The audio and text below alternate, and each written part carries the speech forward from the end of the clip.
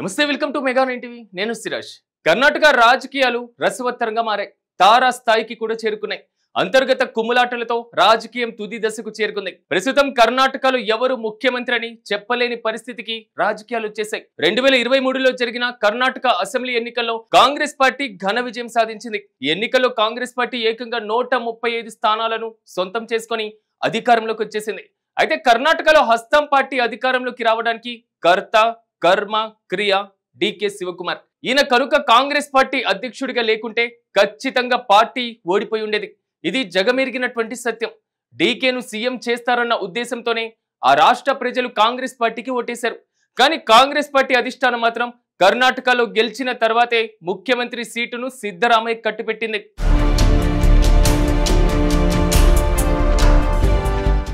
ఐదేళ్ల పదవీ కాలంలో 2.5 ఏళ్లు సిద్ధరామయ్య ముఖ్యమంత్రిగా ఉండేటట్లు మిగిలిన 2 ఏళ్లు డీకే శివకుమార్ ముఖ్యమంత్రిగా ఉండేటట్లు డీల్ కూడా చేసి మొదట సిద్ధరామయ్యను ముఖ్యమంత్రిని చేశారు ఇందుకు కారణం లేకపోలేదు గెలిచిన ఎమ్మెల్యేలలో ఎక్కువ మంది సిద్ధరామయ్య వైపు ఉండడం ఒక కారణమైతే సిద్ధరామయ్య ఇదే నాకు ఆఖరి అవకాశం అని చెప్పి ముఖ్యమంత్రి సీట్లో తెలివిగా కూర్చున్నారు ఇంతవరకు అంతా ఓకే ఇకపోతే సిద్ధరామయ్య పదవీ కాలం పోయిన వారంలోనే అయిపోయింది అంటే 2.5 సంవత్సరాల పదవీ కాలం కూడా పూర్తయిపోయింది సిద్ధరామయ్య రాజీనామా చేయాల్సినటువంటి టైం వచ్చేసింది కానీ ఆయన మాత్రం రాజీనామా చెయ్యనంటే చెయ్యనని మొండికేసుకొని కూర్చున్నారు పైగా మెజార్టీ ఎమ్మెల్యేలు నా పక్కనే ఉన్నారు అని ధీమా కూడా చెప్తున్నారు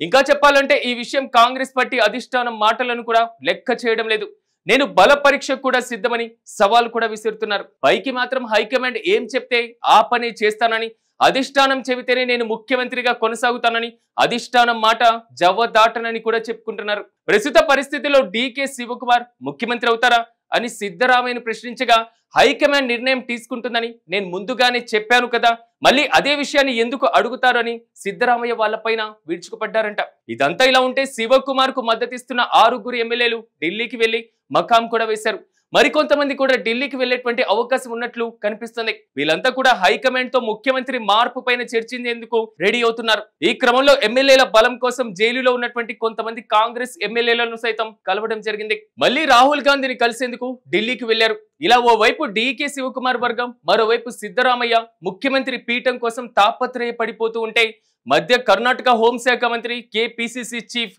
జి పరమేశ్వరరావు బరిలోకి దిగారు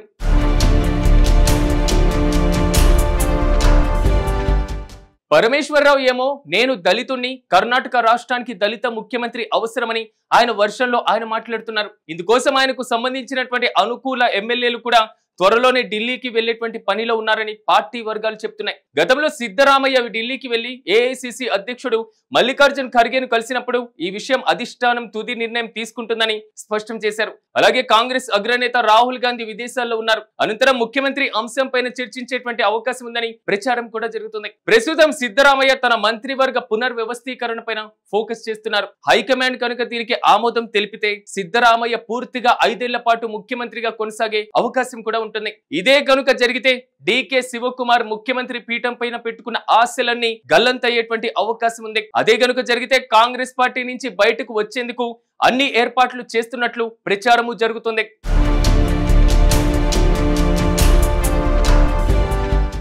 అంతేకాకుండా తనకు సపోర్ట్ చేస్తున్న 50 మంది ఎమ్మెల్యేలతో బయటకు వచ్చి బీజేపీ మద్దతు ఇచ్చేటువంటి అవకాశం ఉందని తెలుస్తుంది ఇప్పటికే శివకుమార్ అమిత్ షాతో టచ్ లో ఉన్నట్లు ప్రచారం కూడా జరుగుతుంది ఒకవేళ ఇదే గనుక జరిగితే మరో నెల రోజుల్లో కర్ణాటకలో కాంగ్రెస్ ప్రభుత్వం కుప్పకూలిపోయి బీజేపీ ప్రభుత్వం ఏర్పడేటువంటి అవకాశం కూడా ఉందంటే స్పష్టంగా తెలుస్తుంది ఒకవేళ సిద్ధరామయ్యను దించి డీకే శివకుమార్ ని ముఖ్యమంత్రిని చేస్తే తాను బీసీ నేతను కాబట్టి తనను ముఖ్యమంత్రి పీఠం నుంచి దించేశారని సిద్ధరామయ్య తన వర్గం ఎమ్మెల్యేలతో వేరే కుంపటి పెట్టేందుకు కూడా సిద్ధంగా ఉన్నారు ఇలా ఏ విధంగా చూసినా కర్ణాటకలో కాంగ్రెస్ ప్రభుత్వానికి రోజులు దగ్గర పడ్డట్లే కనిపిస్తుంది